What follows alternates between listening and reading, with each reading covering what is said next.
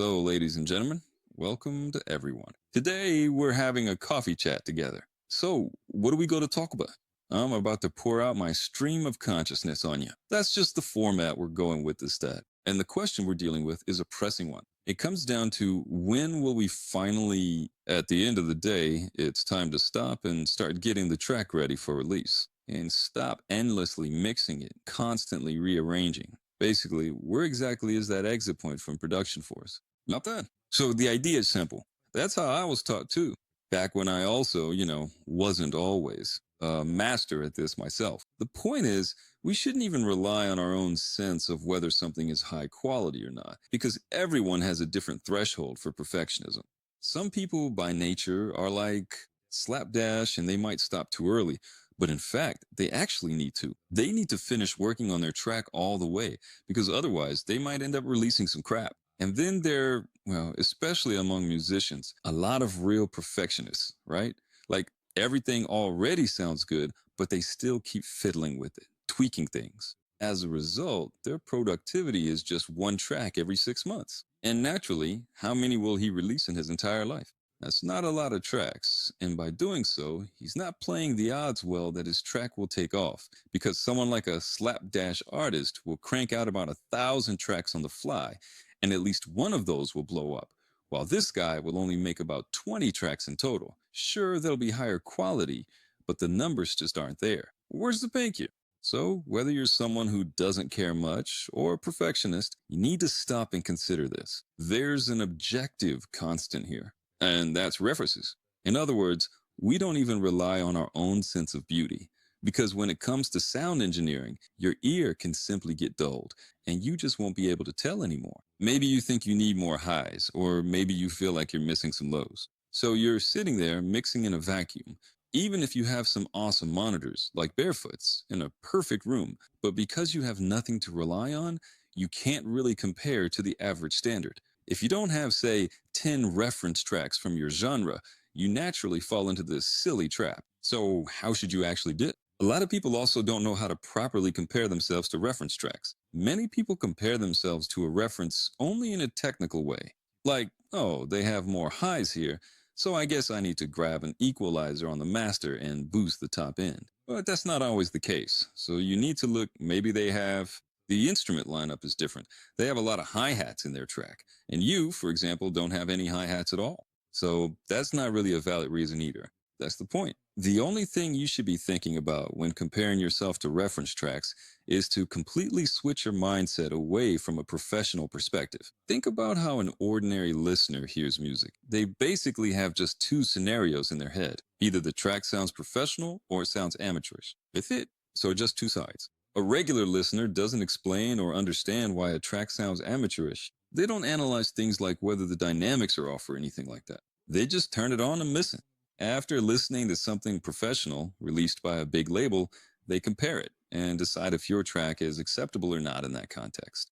So you need to be able to seamlessly switch tracks, turn yours on and off, and grab their attention. In general, your normal reaction, not as a professional, but as a regular listener. Will you make a face when you hear it or not? Will you have that inner feeling of, this is kind of amateurish, right? Or will you not? Or will it be like, it's fine. Basically, I fit in. I'm not some kind of ugly duckling. So if you don't have that feeling when comparing yourself to 10 reference tracks in your genre, then everything's fine.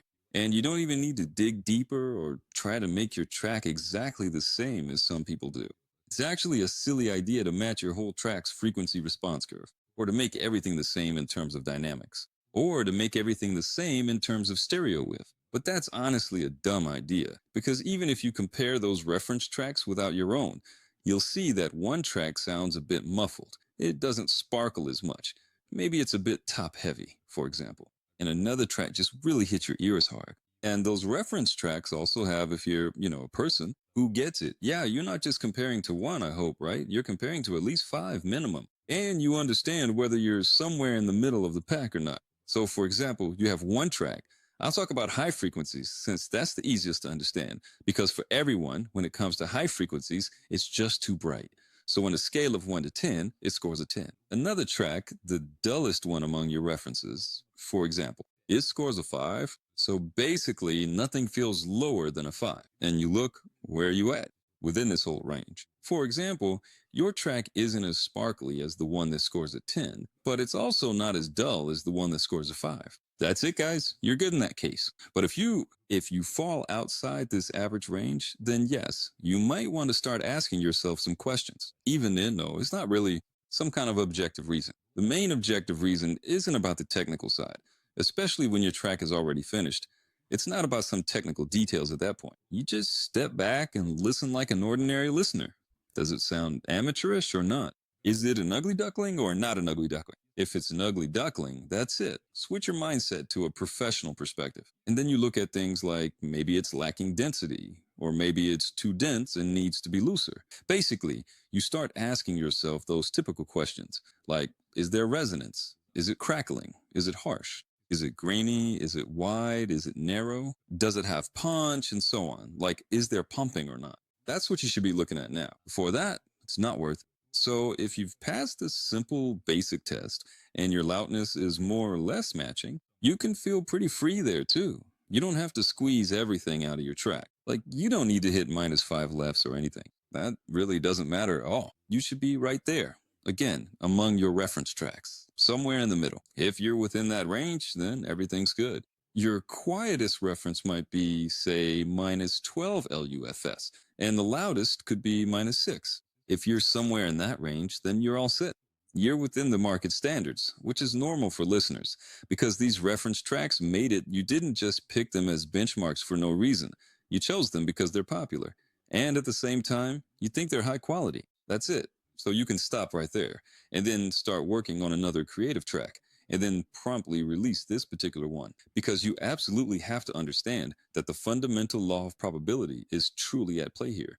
And if you're, let's say, a high flying perfectionist and you spend, for example, half a year tweaking a track, releasing only 2 tracks a year, then you have to realize that you might be up against guys who are less meticulous but crank out 100 tracks a year. That's it. So just try to roughly estimate what your actual chances are against them. I am by no means encouraging you to make truly terrible low quality music, because again, it's one of those very important things where you could potentially, that also lowers your chances, but that's a whole other conversation. But if a person is just within reasonable limits, and we've already found the constant, which is references, and they're not making some crazy, wow, super symphony, but they're sticking to the genre standards and putting out 100 tracks. Maybe among them, there's some special techniques, sure, over there. If they're not exactly a superstar, they'll still surpass you. They'll have a better chance. So, it's up to you to decide. That's my answer to the question. Let's throw out all these subjective feelings, like I like it, I don't like it. Oh, I need to swap out the crash here. I need to replace something else here. Like, I need to swap out the plug-in here. And it just goes on forever like that. So you can also make it a rule for yourself to stick to one idea.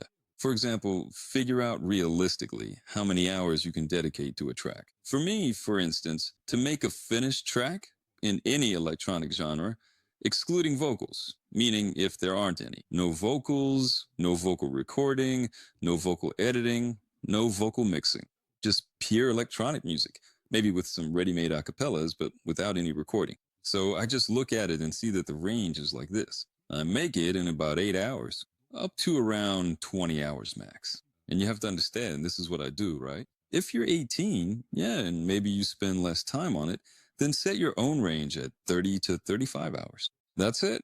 If you go over 35 hours, you're already kind of overdoing it, guys. You need to do something. Finish the track, get it released. Or maybe it's just not working out for you. You're not feeling it. It's like you're getting a signal from space. Move on. Make another one. Do it faster. But whatever you do, don't just shelve this one. Release it and move on to something else. So those are the 2 factors. Don't torture yourself by comparing to reference tracks when you listen. If you're the kind of person who can seamlessly switch, jumping quickly from the reference track to your own and back, and you don't get thrown off by it, that's good. And for example, you figured out your average. Let's say around 35 hours, 30 hours, if you're not a pro, but a solid enthusiast. That's it. Release it. So those are basically the ideas. And it's truly best to just stick to them because I've personally been through that exact phase myself, the intensely grindy, overly perfectionist phase, where you just sit and meticulously obsess over one single specific thing. But ultimately, it's not genuinely productive. You absolutely need to find a happy, balanced medium. On the other hand, you also can't just be sloppy and throw together some junk in half an hour and release it. So, where is that happy medium? The happy medium is found in top notch references. So, if you stack up okay against them, I'll say it for the 10th time, and you don't feel any dissonance, then everything's fine. So, that's how it is, friends. I hope my stream of consciousness was interesting and informative for you. In general, these kinds of videos that I post in this format, you can save them somewhere for yourself. You don't have to just sit there and watch me. You can level up while doing something else. Like you can wash the dishes and listen at the same time. So this is the kind of format I have where I don't really show anything technical. It's basically a podcast, you could say. So that's how it is, friends. All the best to you.